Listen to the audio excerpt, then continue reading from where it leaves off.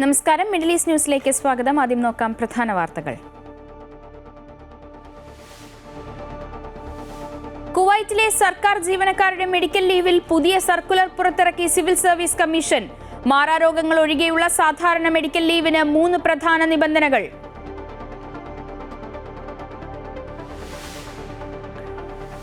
വഴങ്ങാതെ CPI. PM ശ്രീയിൽ മുഖ്യമന്ത്രി ഇടപെട്ടിട്ടും കടുത്ത നിലപാടിൽ. മറ്റന്നാളത്തെ മന്ത്രിസഭാ യോഗത്തിൽ നിന്ന് CPI മന്ത്രിമാർ വിട്ടുനിന്നേക്കും. നവംബർ 4-ലെ സംസ്ഥാന സമിതിയിൽ നിർണായക തീരുമാനം. ധാരണാപത്രം റദ്ദാക്കണമെന്ന നിലപാടിൽ ഉറച്ച CPI കേന്ദ്ര സംസ്ഥാന നേതൃത്വം. കേരളം ഉൾപ്പെടെ 12 ഇടങ്ങളിൽ SIR ആദ്യഘട്ടത്തിൽ നടപ്പാക്കുമെന്ന് കേന്ദ്ര തെരഞ്ഞെടുപ്പ് കമ്മീഷണർ. തീവ്ര വോട്ടർ പട്ടിക പരിഷ്കരണം നീട്ടിവെക്കണമെന്ന കേരളത്തിന്റെ ആവശ്യം പരിഗണിച്ചില്ല. കരട് പട്ടിക ഡിസംബർ 9-ന്, അന്തിമ പട്ടിക ഫെബ്രുവരി 7-ന്. ഉദ്യോഗസ്ഥർക്ക് നാളെ മുതൽ പരിശീലനം. ശബരിമല സ്വർണ്ണക്കൊള്ളയിൽ വെളിപ്പെടുത്തലുമായി ഇടനിലക്കാരൻ കൽപേഷ്. സ്മാർട്ട് ക്രിയേഷനിൽ നിന്ന് സ്വർണ്ണ പാക്കറ്റ് ഗോവർദ്ധന് നൽകിയെന്ന് കൽപേഷ്. ആറന്മുളയിലെ സ്ട്രോങ് റൂമിൽ അമിക്കസ് ക്യൂറി ജസ്റ്റിസ് KT ശങ്കരന്റെ പരിശോധന നാളെയും തുടരും.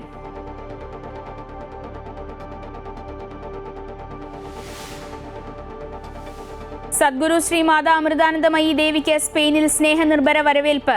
അമ്മയെ കണ്ട അനുഗ്രഹം വാങ്ങിയ ആയിരങ്ങൾ. സ്പെയിനിലെ മാതാ അമൃതാനന്ദമയി മഠത്തിലും അമ്മയ്ക്ക് ഊഷ്മള സ്വീകരണം.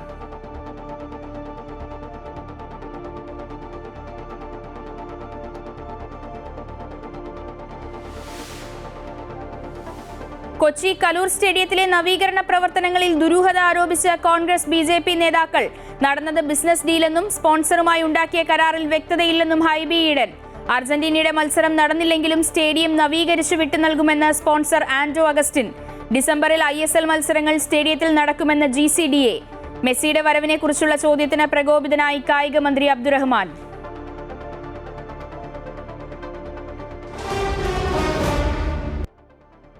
വിശദമായ വാർത്തകൾ നോക്കാം. കുവൈറ്റിലെ സർക്കാർ ജീവനക്കാരുടെ മെഡിക്കൽ ലീവ് സംബന്ധിച്ച് പുതിയ സർക്കുലർ പുറത്തിറക്കി സിവിൽ സർവീസ് കമ്മീഷൻ. മാറാരോഗങ്ങൾ ഒഴികെയുള്ള സാധാരണ മെഡിക്കൽ ലീവിന് 3 പ്രധാന നിബന്ധനകളാണ് നിലവിൽ വരുന്നത്.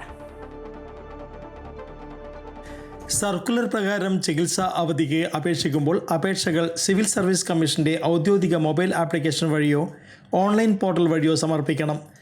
ആനുകാലിക ആരോഗ്യ പരിശോധനകൾ ആവശ്യമാണ് എന്ന് സ്ഥിരീകരിക്കുന്ന ആരോഗ്യ മന്ത്രാലയം സാക്ഷ്യപ്പെടുത്തിയ ഔദ്യോഗിക രേഖകൾ അപേക്ഷക്കൊപ്പം സമർപ്പിക്കണം.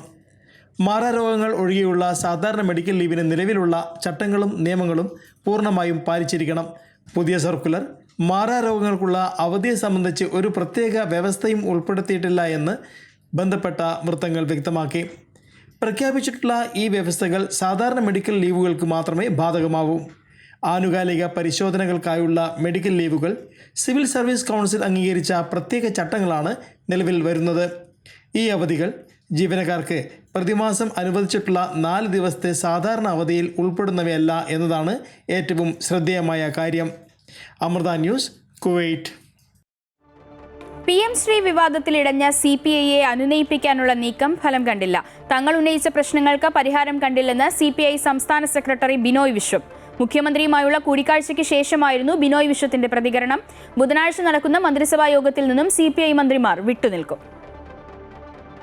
ഇടഞ്ഞു നിൽക്കുന്ന CPIയെ മുഖ്യമന്ത്രി നേരിട്ടെത്തിയാണ് അനുനയിപ്പിക്കാനുള്ള ശ്രമമുണ്ടായത്. ആലപ്പുഴ ഗസ്റ്റ് ഹൌസിൽ CPI സംസ്ഥാന സെക്രട്ടറി ബിനോയ് വിശ്വവുമായും CPI മന്ത്രിമാരുമായും മുഖ്യമന്ത്രി കൂടിക്കാഴ്ച നടത്തി. കൂടിക്കാഴ്ചയ്ക്ക് പിന്നാലെ CPI സെക്രട്ടേറിയറ്റ് യോഗവും ചേർന്നിരുന്നു. മുന്നണി മര്യാദ ലംഘിച്ച CPIM നിലപാടിൽ കടുത്ത വിയോജിപ്പ് രേഖപ്പെടുത്തണമെന്ന ആവശ്യമാണ് സെക്രട്ടേറിയറ്റിലും ഉയർന്നത്. ഇതോടെയാണ് മന്ത്രിസഭാ യോഗത്തിൽ നിന്നും മന്ത്രിമാർ വിട്ടുനിൽക്കുമെന്ന തീരുമാനത്തിലെത്തിയത്. ബുധനാഴ്ച നടക്കുന്ന യോഗത്തിൽ CPI മന്ത്രിമാർ പങ്കെടുക്കില്ല.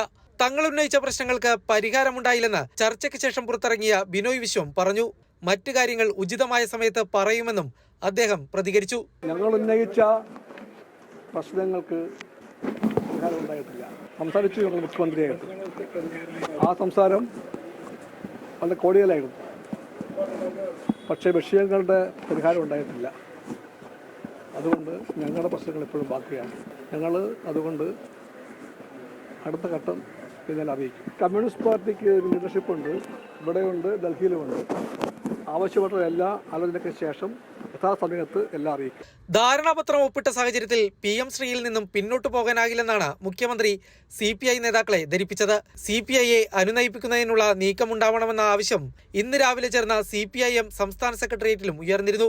വിഷയത്തിൽ തുടർ നടപടികൾ ആലോചിക്കാൻ CPI സംസ്ഥാന കൗൺസിൽ നവംബർ 4-ന് ചേരും. അമൃത ന്യൂസ്, ആലപ്പുഴ. PM ശ്രീ ധാരണാപത്രം റദ്ദാക്കണമെന്ന് ആവർത്തിച്ച് CPI ജനറൽ സെക്രട്ടറി D. രാജ. ധാരണാപത്രം റദ്ദാക്കാൻ കേന്ദ്രത്തിന് കത്തെഴുതണം. റദ്ദാക്കുന്നതുവരെ നടപടികൾ മരവിപ്പിക്കുകയല്ലാതെ മറ്റൊരു മാർഗവുമില്ലെന്നും D. രാജ പറഞ്ഞു. CPIയുടെ നിലപാട് മുഖ്യമന്ത്രിയെ അറിയിച്ചെന്നും D. രാജ വ്യക്തമാക്കി. Understand our position and should agree to freeze the MOU or to withdraw the MOU. This what our and already they have signed. That way they have signed. It is there, and we want it should not be taken up or implemented in any way. That's why our party has suggested that government of Kerala should write to the union government to withhold the MOU PM Sri and to freeze it. That's what we have said. PM Shri വിഷയത്തിലെ CPIയുടെ അതൃപ്തിയിൽ കൂടുതൽ പ്രതികരണത്തിനില്ലെന്ന് വിദ്യാഭ്യാസ മന്ത്രി V. Sivankutty. അത് ഇപ്പോൾ മുഖ്യമന്ത്രി ലെവലിലും ഇടതുപക്ഷ ജനാധിപത്യ മുന്നണിയുടെ സംസ്ഥാന കമ്മിറ്റി നിലവാരത്തിലും കാര്യങ്ങൾ ചർച്ച ചെയ്തുകൊണ്ടിരിക്കുന്ന കാര്യമാണ്. അതിൽ കൂടുതലായി ഞാനൊന്നും ഇപ്പോൾ പ്രതികരിക്കുന്നില്ല. PM ശ്രീയിൽ ഒപ്പിട്ട് വന്ന ശേഷം മെല്ലെപ്പോക്ക് എന്ന് പറഞ്ഞിട്ട് ഇനി എന്തു കാര്യമെന്ന് പ്രതിപക്ഷ നേതാവ് VD സതീശൻ. മന്ത്രിസഭയെ മൊത്തം അപമാനിച്ച വിഷയമാണ്. നാണം കെട്ട് LDFൽ തുടരണോ വേണ്ടയോ എന്നത് ബിനോയ് വിശ്വം ആലോചിക്കണമെന്നും അദ്ദേഹം പറഞ്ഞു.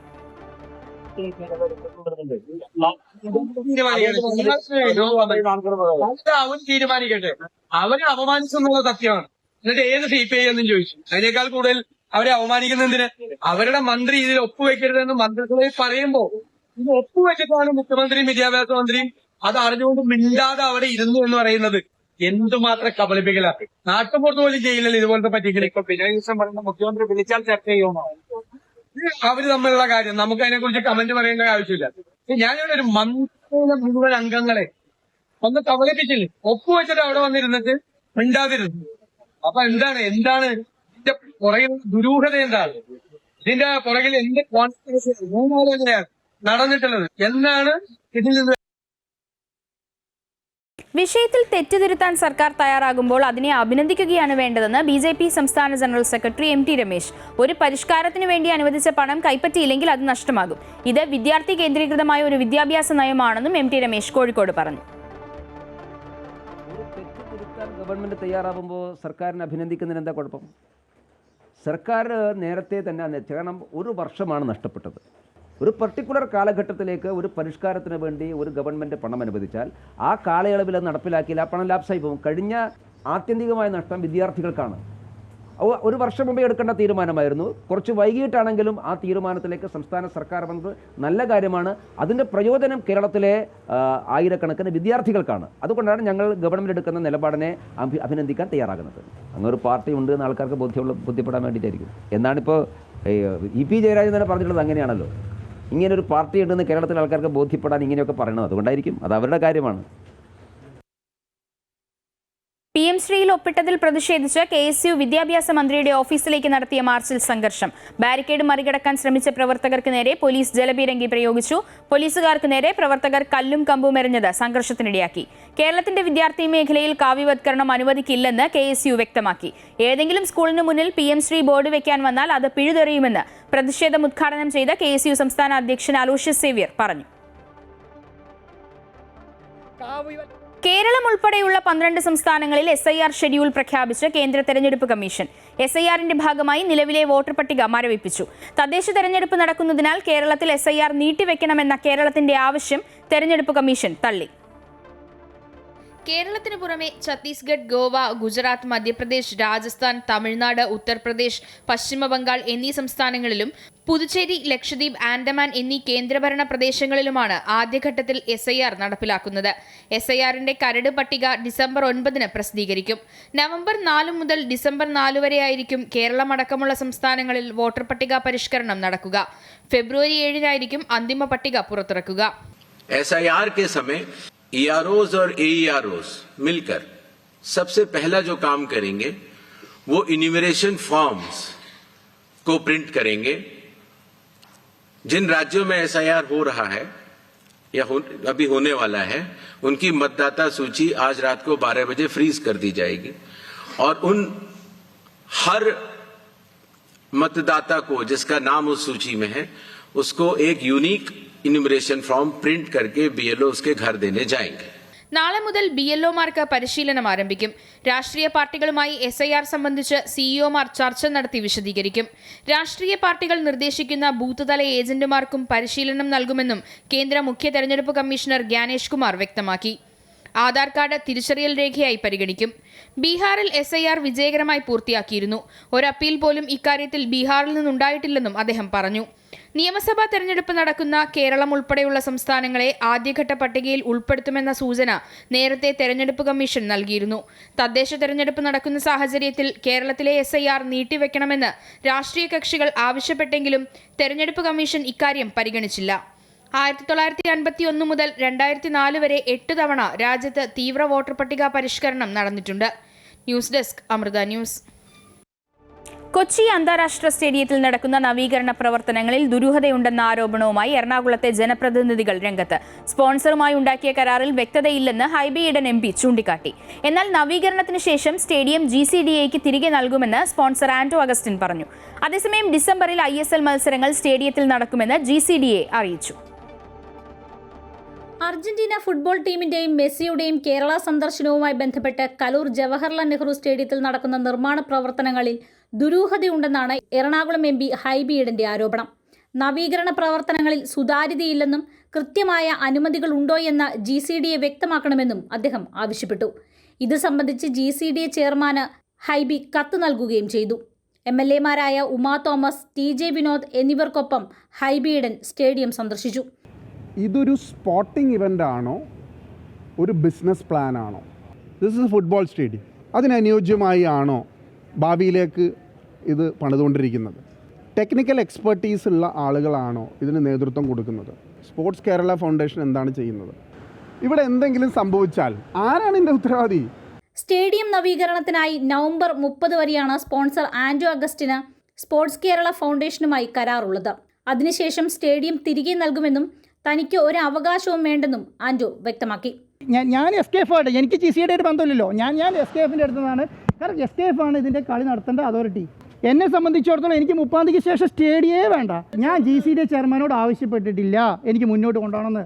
നവംബർ 17-ാം തീയതി ഇൻ്റർനാഷണൽ ഫുട്ബോൾ മത്സരം നടത്താൻ വേണ്ടിയിട്ട് സ്റ്റേഡിയത്തെ ഡെവലപ്പ് ചെയ്യുമെന്ന് പറഞ്ഞിട്ടുള്ളൂ. എന്നെ സംബന്ധിച്ചിടത്തോളം എല്ലാത്തിനും പെർമിഷൻ ഉണ്ട്. പാർക്കിംഗ് ഗ്രൗണ്ടുകളുടെ പുനരുദ്ധാരണം, ചുറ്റുമതിൽ നിർമ്മാണം, സീറ്റുകളുടെ നവീകരണം തുടങ്ങിയവ നടന്നുവരുന്നതായി GCDAയുടെ വാർത്താക്കുറിപ്പിൽ ചൂണ്ടിക്കാട്ടുന്നു.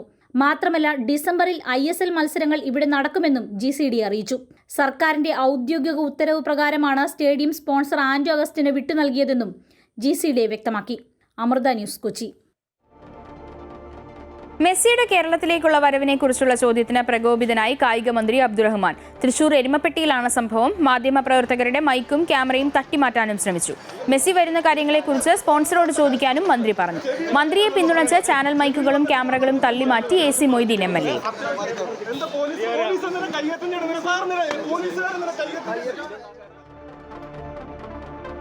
യൂറോപ്യൻ സന്ദർശനത്തിന്റെ ഭാഗമായി സ്പെയിനിലെത്തിയ സദ്ഗുരു ശ്രീ മാതാ അമൃതാനന്ദമയി ദേവിക്ക് സ്നേഹനിർഭരമായ വരവേൽപ്പ്. അമ്മയെ കണ്ട് അനുഗ്രഹം വാങ്ങാൻ ആയിരങ്ങളാണ് എത്തിയത്.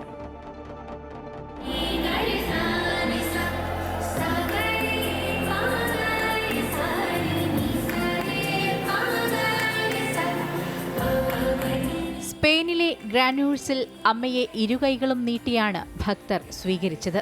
ഊഷ്മളമായ ആ സ്വീകരണം ഏറ്റുവാങ്ങി അമ്മയും. അമ്മയെ സ്വീകരിക്കാനായത് ബഹുമതിയെന്നും ജീവിതത്തിൽ ശാന്തിയും സമാധാനവും കൊണ്ടുവന്നതിന് അമ്മയ്ക്ക് നന്ദിയെന്നും ചടങ്ങിൽ ഗ്രാനൂഴ്സ് മേയർ അൽബ ബർൺസെൽ പറഞ്ഞു. Ama al equipo de AMMA y a todos y todas ustedes. Para Granollers es un honor recibirlos hoy una vez más con los brazos abiertos.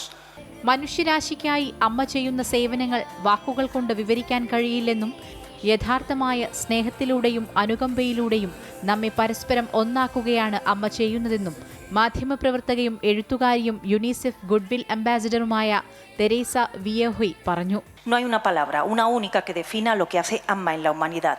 No es generosidad, es mucho más que solidaridad, es mucho más que compasión, mucho más que empatía, mucho más que ayuda, mucho más que escucha. Pero sí hay un gesto capaz de doblegar el ego de cada uno de nosotros, y ese es el abrazo. Eso es lo que hoy vamos a sentir, cómo nos fundimos en el otro desde una auténtica compasión.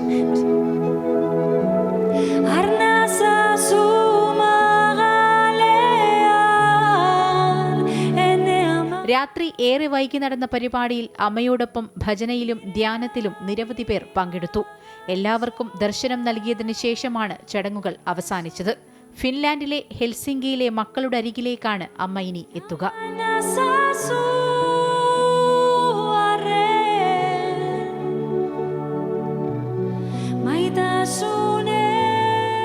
News desk Amrita TV. സ്പെയിനിലെ മാതാ അമൃതാനന്ദമയി മഠത്തിൽ ഭക്തർ അമ്മയ്ക്ക് സ്നേഹാദരങ്ങളോടെയുള്ള വരവേൽപ്പാണ് ഒരുക്കിയത്. അമ്മയ്ക്കൊപ്പം മക്കൾ ധ്യാനത്തിലും ഭജനയിലും പങ്കെടുത്തു.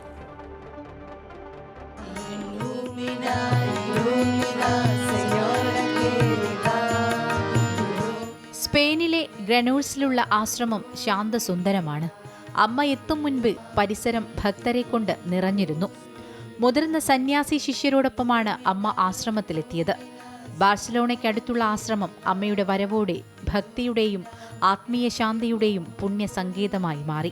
1538 നിർമ്മിച്ച പാരമ്പര്യത്തിന്റെ മഹിമ പേറുന്ന കെട്ടിടമാണ് പിന്നീട് മാതാ അമൃതാനന്ദമയി മഠത്തിന്റെ ആശ്രമമായി മാറിയത്. പഴമയുടെ പ്രൗഢിയും ആത്മീയതയുടെ അന്തരീക്ഷവും ഒത്തുചേരുന്ന ഇവിടം ഭക്തർക്ക് എന്തെന്നില്ലാത്ത സമാധാനം നൽകുന്നു. അമ്മയുടെ സാന്നിധ്യം കൊണ്ട് ധന്യമായ ആശ്രമത്തിൽ ഭക്തർക്ക് ആനന്ദമേകി ധ്യാനവും ഭജനയും നടന്നു. ലോകമാതാവായ അമ്മ സ്പാനിഷ് ഭാഷയിൽ ഏതാനും ഭജനകൾ ആലപിച്ചത് ഏവർക്കും അവിസ്മരണീയ അനുഭവമായി. ആനന്ദക്കണ്ണീരോടെ അമ്മയുടെ കാരുണ്യം അനുഭവിച്ചറിയുകയായിരുന്നു ഓരോ ഭക്തനും. എല്ലാവർക്കും അമ്മ പ്രസാദവും വിതരണം ചെയ്തു. അമ്മയോടൊപ്പമുള്ള നിമിഷങ്ങളുടെ സന്തോഷത്തിലും സംതൃപ്തിയിലുമായിരുന്നു സ്പെയിനിലെ മക്കൾ. News desk Amrita TV. പക്ഷാഘാതം വന്ന ജിദ്ദയിലെ സ്വകാര്യ ആശുപത്രിയിൽ 2.5 വർഷത്തോളമായി ഒരേ കിടപ്പിലായിരുന്ന ബീഹാർ സ്വദേശി വീരേന്ദ്ര ഭഗത് പ്രസാദ് ജിദ്ദയിലെ സന്നദ്ധ പ്രവർത്തകരുടെയും ഇന്ത്യൻ കോൺസുലേറ്റിന്റെയും ഇടപെടലിലൂടെ സ്വദേശത്തേക്ക് മടങ്ങി. ജിദ്ദ കേരള പൗരാവലിയാണ് വിഷയത്തിൽ ഇടപെട്ടത്. വ്യവസായി ഡോക്ടർ ഷംസീർ വയലിൽ ചെയർമാനായ സൗദി RPM ആയിരുന്നു രോഗിയെ നാട്ടിലെത്തിക്കാനുള്ള എല്ലാ സഹായങ്ങളും ചെയ്തത്. അടച്ചുപൂട്ടലിന്റെ വക്കിലെത്തിയ സ്വകാര്യ ആശുപത്രിയിലെ അവസാനത്തെ രോഗിയായിരുന്നു വീരേന്ദ്രൻ. ഇദ്ദേഹത്തിനു വേണ്ടി മാത്രം പ്രവർത്തിക്കുകയായിരുന്നു ഈ ആശുപത്രി. ഇദ്ദേഹം ഡിസ്ചാർജ് ആയതോടെ ഈ ജീവനക്കാരും ആശുപത്രി വിടും. ജിദ്ദ കേരള പൗരാവലി കൺവീനർ അലി തേക്കുന്തോട്, ഷമീർ നദ്വി എന്നിവരുടെ നേതൃത്വത്തിലാണ് പ്രവർത്തനങ്ങൾ ഏകോപിപ്പിച്ചത്.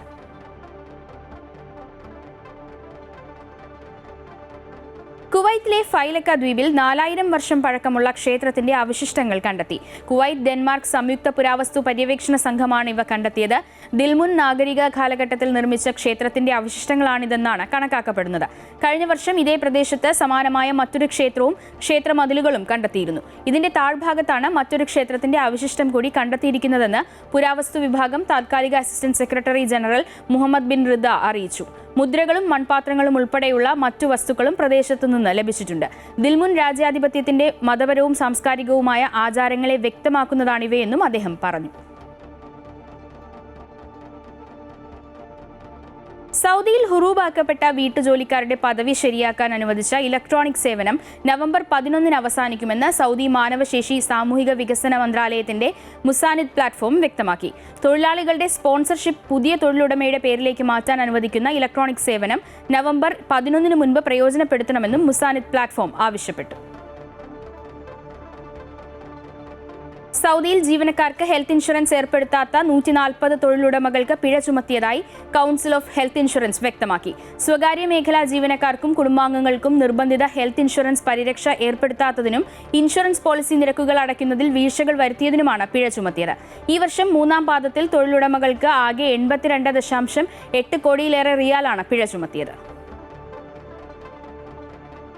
സൗദിയിൽ സ്വകാര്യ സ്ഥാപനങ്ങളിൽ അക്കൗണ്ടിംഗ് മേഖലയിൽ 44 പ്രൊഫഷണലുകളിൽ 40% സൗദിവൽക്കരണം നടപ്പാക്കാനുള്ള തീരുമാനം നേരത്തെ അറിയിച്ച പ്രകാരം ഇന്നു മുതൽ നിലവിൽ വന്നതായി സൗദി മാനവശേഷി സാമൂഹിക വികസന മന്ത്രാലയം അറിയിച്ചു.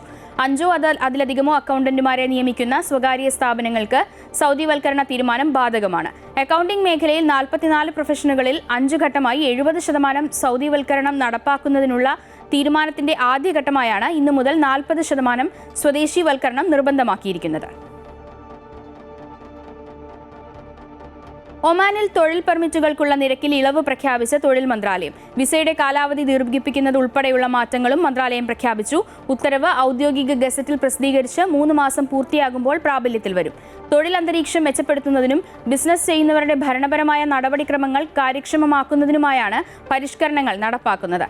ചൈൽഡ് കെയർ ജോലിക്കാർ, സ്വകാര്യ ഡ്രൈവർമാർ, സ്വകാര്യ നഴ്സുമാർ, ഹോം ഹെൽത്ത് അസിസ്റ്റന്റുമാർ എന്നിവരുൾപ്പെടെ നിരവധി വിഭാഗങ്ങൾക്ക് സമഗ്രമായ ഫീസ് ഇളവുകളും പുതിയ പ്രഖ്യാപനത്തിലുണ്ട്. അതേസമയം ഗാർഹിക തൊഴിലാളി റിക്രൂട്ട്മെന്റുമായി ബന്ധപ്പെട്ട എല്ലാ നടപടിക്രമങ്ങളും മാറ്റമില്ലാതെ തുടരും.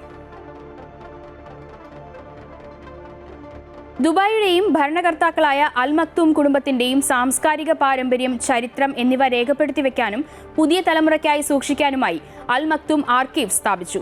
UAE വൈസ് പ്രസിഡന്റും പ്രധാനമന്ത്രിയും ദുബായ് ഭരണാധികാരിയുമായ Sheikh Mohammed bin Rashid Al Maktoum, Dubai കിരീടാവകാശിയും UAE ഉപപ്രധാനമന്ത്രിയും പ്രതിരോധ മന്ത്രിയുമായ Sheikh Hamdan bin Mohammed bin Rashid Al Maktoum എന്നിവർ ഉദ്ഘാടന ചടങ്ങിൽ പങ്കെടുത്തു.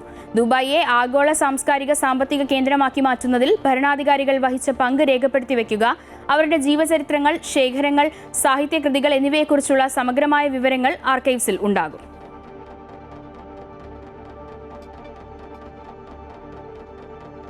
ഭാരത് റിക്രിയേഷൻസ് ക്ലബ് BRC സ്തനാർബുദ ബോധവൽക്കരണ ക്ലാസ് ജിദ്ദയിൽ സംഘടിപ്പിച്ചു. ജിദ്ദ കേരള പൗരാവലിയുടെയും അബീർ മെഡിക്കൽ ഗ്രൂപ്പിന്റെയും സഹകരണത്തോടെയാണ് ക്ലാസ് സംഘടിപ്പിച്ചത്. സ്തനാർബുദം ആരംഭത്തിൽ തന്നെ കണ്ടെത്തി ഫലപ്രദമായ ചികിത്സ നൽകിയാൽ സമ്പൂർണ്ണ ആരോഗ്യത്തോടെ ജീവിതത്തിലേക്ക് തിരിച്ചു വരാനാകുമെന്ന് ഡോക്ടർമാർ പറഞ്ഞു. ഗൈനക്കോളജിസ്റ്റ് ഡോക്ടർ സാജിറ പുനത്തിൽ, ഡോക്ടർ ഖദീജ ഷബീൻ എന്നിവരാണ് ബോധവൽക്കരണ പരിപാടി നയിച്ചത്. ഷറഫിയ അബീർ ഓഡിറ്റോറിയത്തിൽ സംഘടിപ്പിച്ച പരിപാടിയിൽ സോഫിയ സുനിൽ, ഫസ്ന സുബൈർ, സുവിജ സത്യൻ എന്നിവർ സംസാരിച്ചു. റമി ഹരീഷ്, സിമി അബ്ദുൽ ഖാദർ എന്നിവർ നേതൃത്വം നൽകി. സൗന്ദര്യവർദ്ധക ഉത്പന്നങ്ങളും സേവനവുമായി ബന്ധപ്പെട്ട ബ്യൂട്ടി വേൾഡ് മിഡിൽ ഈസ്റ്റ് പ്രദർശനമേളയ്ക്ക് ദുബായിൽ തുടക്കമായി. ഈ മാസം 29 വരെ നടക്കുന്ന മേളയിൽ ഇന്ത്യ ഉൾപ്പെടെ വിവിധ രാജ്യങ്ങളിൽ നിന്നുള്ള സ്ഥാപനങ്ങൾ പങ്കെടുക്കുന്നുണ്ട്. മലയാളിയായ മൂസ ഹാജിയുടെ ഉടമസ്ഥതയിലുള്ള Fragrance World Beauty World Middle East പ്രദർശനത്തിലെ ശ്രദ്ധേയ സാന്നിധ്യമാണ്. സൗന്ദര്യവർദ്ധക ഉൽപ്പന്നങ്ങൾ നിർമ്മിക്കുന്ന ലോകമെങ്ങു നിന്നുമുള്ള സ്ഥാപനങ്ങളും ഈ മേഖലയുമായി ബന്ധപ്പെട്ട് പ്രവർത്തിക്കുന്നവരും ഒരുമിച്ചെത്തുന്ന മേളയാണ് ദുബായിൽ നടക്കുന്ന ബ്യൂട്ടി വേൾഡ് മിഡിൽ ഈസ്റ്റ് പ്രദർശനം. 68 രാജ്യങ്ങളിൽ നിന്നുള്ള 2000-ലേറെ പ്രദർശകരാണ് മേളയുടെ 29ാം പതിപ്പിൽ പങ്കെടുക്കുന്നത്. പുതിയ കാലത്ത് മനുഷ്യരുടെ സൗന്ദര്യ സങ്കല്പങ്ങളുമായി ചേർന്നു പോകുന്ന ആയിരക്കണക്കിന് ഉൽപ്പന്നങ്ങളും സലൂൺ, ബ്യൂട്ടി പാർലർ തുടങ്ങിയ മേഖലകളുമായി ബന്ധപ്പെട്ട വസ്തുക്കളുമൊക്കെ മേളയിൽ പ്രദർശിപ്പിച്ചിട്ടുണ്ട്. UAE ആസ്ഥാനമായ ഫ്രാഗ്രൻസ് വേൾഡ് ഇത്തവണ ബ്യൂട്ടി വേൾഡ് മിഡിൽ ഈസ്റ്റ് പ്രദർശനത്തിന്റെ പ്രധാന പങ്കാളിയാണ്. പെട്ര എന്ന ലോകാത്ഭുതം പ്രമേയമാക്കിയുള്ള പ്രദർശന സ്റ്റാളാണ് ഫ്രാഗ്രൻസ് വേൾഡ് ഒരുക്കിയിരിക്കുന്നത്. പെട്ര എന്ന ആശയത്തിലുള്ള പ്രത്യേക പെർഫ്യൂമും ഫ്രാഗ്രൻസ് വേൾഡ് പുറത്തിറക്കി. ബ്യൂട്ടി വേൾഡ് മിഡിൽ ഈസ്റ്റിലെ പങ്കാളിത്തം ഫ്രാഗ്രൻസ് വേൾഡിന്റെ ഉൽപ്പന്നങ്ങൾക്ക് ലോകവിപണിയിൽ കൂടുതൽ സാന്നിധ്യം ഉറപ്പിക്കാൻ സഹായിക്കുമെന്ന് സ്ഥാപകൻ മൂസ ഹാജി പറഞ്ഞു. ഇത്തവണ ഞങ്ങൾ കൂടുന്നത് ഞങ്ങൾ പെട്രനെ ബേസ് ചെയ്തിട്ടാണ് ഞങ്ങൾ ടോട്ടൽ ബൂത്തും ഞങ്ങൾ അതിനനുസരിച്ചുള്ള പ്രൊഡക്റ്റ് ഉണ്ടാക്കുന്നത്. പെട്രനെ ബേസ് ചെയ്തിട്ടുള്ള പ്രൊഡക്റ്റുകളാണ്.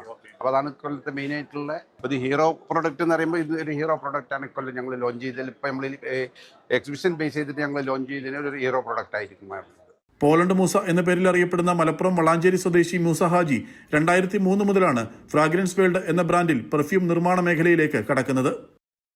Amrita news, Dubai. സുരക്ഷാ സംവിധാനമുള്ള പാസ്പോർട്ടുകൾക്കായി UAEയിലെ ഇന്ത്യൻ പ്രവാസികൾക്ക് നാളെ മുതൽ അപേക്ഷിക്കാം. UAEയിലെ ഇന്ത്യൻ സ്ഥാനപതി കാര്യാലയമാണ് വാർത്താക്കുറിപ്പിലൂടെ ഇക്കാര്യം അറിയിച്ചത്. ഇതിനായി പുതുക്കിയ ഓൺലൈൻ പോർട്ടലും സജീവമായിട്ടുണ്ട്. ഇമിഗ്രേഷൻ നടപടികൾ സുഗമമാക്കുന്നതിനായി രൂപകൽപ്പന ചെയ്തിരിക്കുന്ന ഡിജിറ്റലൈസ് ചെയ്ത ഹോൾഡർ ഡേറ്റ അടങ്ങിയ എംബഡഡ് ചിപ്പുകളുള്ള പാസ്പോർട്ടുകൾ ഉൾപ്പെടെയുള്ള സവിശേഷതകൾ അടങ്ങുന്നതാണ് പുതുക്കിയ പാസ്പോർട്ട് സേവാ പോർട്ടൽ. ചരിത്രത്തിലെ ഏറ്റവും വലിയ ബജറ്റിന് അംഗീകാരം നൽകി UAE മന്ത്രിസഭ. വൈസ് പ്രസിഡന്റ്, പ്രധാനമന്ത്രിയും ദുബായ് ഭരണാധികാരിയുമായ Sheikh Mohammed bin Rashid Al മക്തൂമിന്റെ അധ്യക്ഷതയിൽ ചേർന്ന മന്ത്രിസഭാ യോഗമാണ് ബജറ്റിന് അംഗീകാരം നൽകിയത്. 92.4 ബില്യൺ ദിർഹം വരവും ചിലവുമാണ് കണക്കാക്കിയിരിക്കുന്നത്.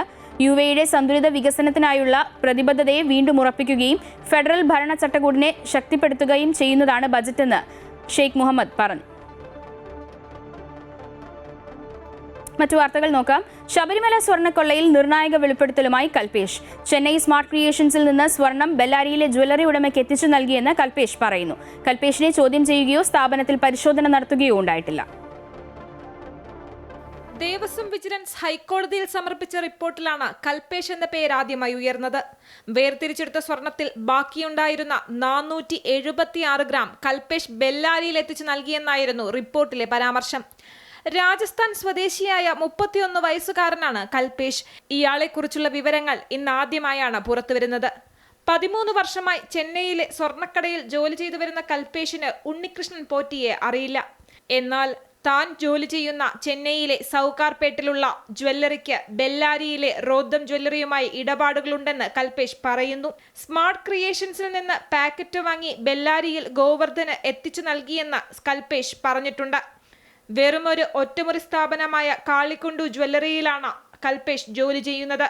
എന്നാൽ അത്തരമൊരു സ്ഥാപനവും ബെല്ലാരിയിലെ പ്രമുഖ സ്വർണ്ണ ഇടപാടുകാരനും തമ്മിൽ ബന്ധമുണ്ടെന്ന് അവകാശപ്പെടുന്നതിൽ തന്നെ ദുരൂഹതകളേറെയാണ്. ഒരൊറ്റത്തവണ മാത്രമാണ് താൻ സ്മാർട്ട് ക്രിയേഷൻസിൽ പോയതെന്നും ഒരു കാരിയർ എന്ന നിലയിൽ പ്രവർത്തിച്ചതല്ലാതെ തനിക്കതിൽ മറ്റ് പങ്കൊന്നുമില്ലെന്നും കൽപേഷ് പറയുന്നു. അന്വേഷണ സംഘം ഇതുവരെ ബാംഗ്ലൂരിലെ ഉണ്ണികൃഷ്ണൻ പോറ്റിയുടെ ഫ്ളാറ്റിൽ നിന്നും ബെല്ലാരിയിലെ സ്വർണ്ണ വ്യാപാരിയായ ഗോവർദ്ധന്റെ പക്കൽ നിന്നും 576 ഗ്രാം സ്വർണമാണ് പിടിച്ചെടുത്തിട്ടുള്ളത്. ബാക്കിയുള്ള സ്വർണം കണ്ടെത്താനുള്ള അന്വേഷണം തുടരുകയാണ്. കേസ് അന്വേഷിക്കുന്ന പ്രത്യേക അന്വേഷണ സംഘം ഇതുവരെ കൽപേഷിനെ ചോദ്യം ചെയ്തിട്ടില്ല. അമൃത ന്യൂസ്, തിരുവനന്തപുരം. കൗമാര കേരളത്തിന്റെ കായികമേളയ്ക്ക് നാളെ സമാപനം. സ്വർണ്ണക്കപ്പ് ഉറപ്പിച്ച തിരുവനന്തപുരം. സമാപനം വൈകിട്ട് 4-ന് യൂണിവേഴ്സിറ്റി സ്റ്റേഡിയത്തിൽ നടക്കും. വിജയികൾക്ക് ഗവർണർ രാജേന്ദ്ര വിശ്വനാഥ് ആർലേക്കർ സ്വർണ്ണക്കപ്പ് സമ്മാനിക്കും. 141 വെള്ളിയും 167 വെങ്കലവും നേടിയ തിരുവനന്തപുരം 1785 പോയിന്റുമായി മെഡൽ പട്ടികയിൽ ബഹുദൂരം മുന്നിലാണ്. രണ്ടാം സ്ഥാനത്തുള്ള തൃശൂർ 90 സ്വർണവും 53 വെള്ളിയും 101 വെങ്കലവും നേടിയിട്ടുണ്ട്. 861 പോയിന്റാണ് തൃശൂരിനുള്ളത്. 72 സ്വർണവും 75 വെള്ളിയും 85 വെങ്കലവുമായി 795 പോയിന്റ് നേടി കണ്ണൂർ ജില്ലയാണ് മൂന്നാം സ്ഥാനത്ത്. ഈ വാർത്താ ബുള്ളറ്റിൻ പൂർണ്ണമാകുന്നു. കൂടുതൽ വാർത്തകൾക്കായി അമൃത ന്യൂസ് യൂട്യൂബ് ചാനൽ കാണുക. നമസ്കാരം.